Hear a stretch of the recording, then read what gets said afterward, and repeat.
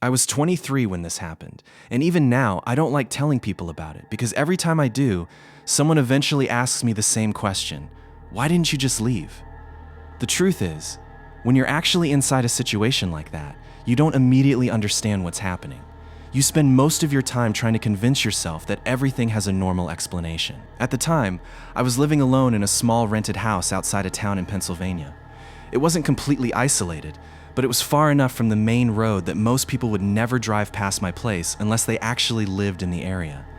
Across the road from my house was an old property that had been empty for years. There was a small farmhouse sitting behind a line of trees, and nobody seemed to know exactly who owned it. The windows were boarded up, the grass around it had grown almost waist high, and there was an old wooden porch that looked like it could collapse at any moment.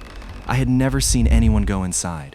The first strange thing happened on a Tuesday night in October. I was sitting in my living room watching television when I noticed a light across the road. At first, I thought someone had finally bought the property. There was a small yellow light glowing from one of the upstairs windows. I remember actually feeling relieved because the house had always made the area feel strangely empty. I watched the window for a few seconds and then went back to the television. About 20 minutes later, I looked again. The light was still there. Nothing unusual about that. The next morning, though, I noticed something that bothered me. The house across the road didn't have electricity. I knew that because the property had been abandoned for years, and the utility box outside had been disconnected. I assumed I had simply seen a reflection the night before. I forgot about it. 2 nights later, the light appeared again. Same window, same yellow glow. This time I watched it for several minutes. It didn't flicker. It didn't move. It just stayed there. I even walked onto my front porch to get a better look. The moment I stepped outside, the light went out. I stood there for maybe 30 seconds, staring at the dark window. Nothing moved. No car drove away. No door opened. Nothing. I went back inside. The following night, I saw it again. This time, there were 2 lights, one upstairs and one downstairs. I started thinking maybe teenagers were getting into the house. That explanation actually made me feel better. If people were sneaking in, at least there was nothing supernatural about it. So on Saturday afternoon, I decided to walk over there. I didn't go inside. I just crossed the road and walked toward the property. The closer I got, the more obvious it became that nobody had been taking care of the place. The grass was almost as tall as my waist. The porch was covered in leaves, and every window was covered from the inside. I walked around the side of the house and found the electrical meter. It was completely dead. No power. I remember standing there thinking, okay, so how the hell was I seeing a light? I went home before it got dark. That night, at around 11:40, the upstairs window lit up again. I was standing in my kitchen when I noticed it. This time, though, something was different. There was a shape behind the window. It looked like a person standing completely still. I couldn't see any details, just the outline of a head and shoulders. I stared at it for maybe 10 seconds before stepping away from the window. When I looked again, the figure was gone. I checked the window a few more times, but there was nothing there. I told myself it had been a tree shadow. The next morning, I found something on my front porch. It was a small object lying beside the doormat, an old brass key. I had no idea where it came from. I picked it up and noticed it had a small piece of faded blue tape wrapped around the top. I didn't recognize it, so I threw it in the kitchen drawer and forgot about it. That evening, around 9 o'clock, someone knocked on my front door. 3 slow knocks. I looked through the peephole. Nobody was there. I waited. Then 3 more knocks came. I opened the door slightly and looked outside. The porch was empty. I checked the driveway. Empty. I checked across the road. The old farmhouse was completely dark. I closed the door and locked it. About 5 minutes later, I heard another knock. This time, it came from the back door. I froze. The back door was on the opposite side of the house, facing the woods. There was no reason anyone would be standing there. I walked toward the kitchen but stopped before reaching the door. I could hear something outside, not knocking anymore. Just a very soft scraping sound against the bottom of the door. I didn't open it. I stood there listening until the sound stopped. Then my phone rang. It was a number I didn't recognize. I answered, but nobody spoke. I said hello twice. After about 5 seconds, the call ended. A few seconds later, I received a text message from the same number. It said, "Don't look across the road." I stared at the message for a long time. I didn't know who had sent it.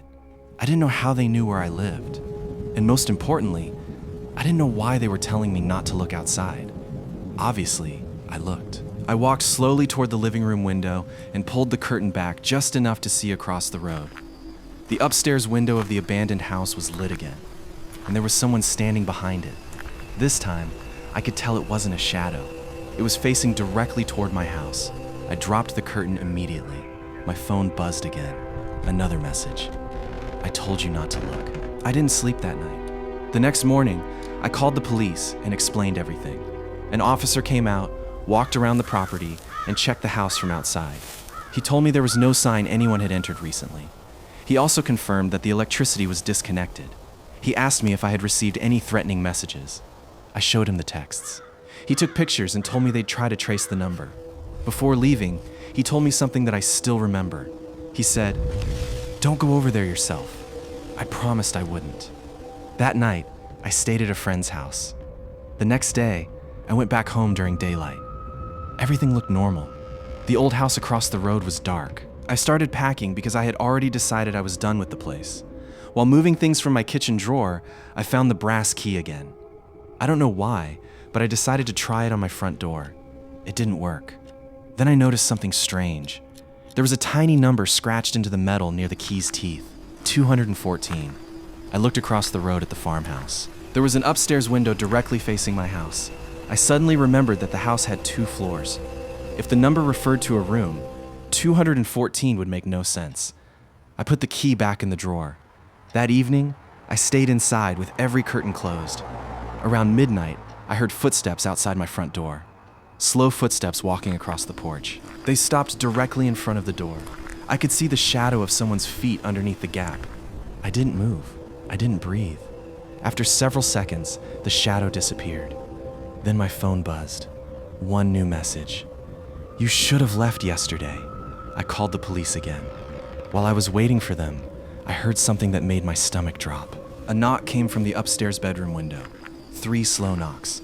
I lived in a 1-story house. There was no upstairs bedroom. The sound came again. 3 knocks. Then silence. The police arrived a few minutes later and searched the entire property. They found nothing. No footprints on the porch. No one inside. No broken windows. Nothing. By sunrise, I had packed everything I could fit into my car. I left that house the same morning. I never went back. A few weeks later, I received a call from the police department. They had apparently identified the phone number that had been texting me. The number wasn't registered to anyone. It had been inactive for several years. I asked them about the old farmhouse. The officer paused before answering. He told me the property had been empty for almost 12 years. Then he said something I wasn't expecting. The previous owner had lived there alone. According to the records, he had disappeared one night and was never found. The police had searched the house at the time, but there was no evidence of where he went. I asked about the upstairs window. The officer said there was no upstairs room directly facing my house.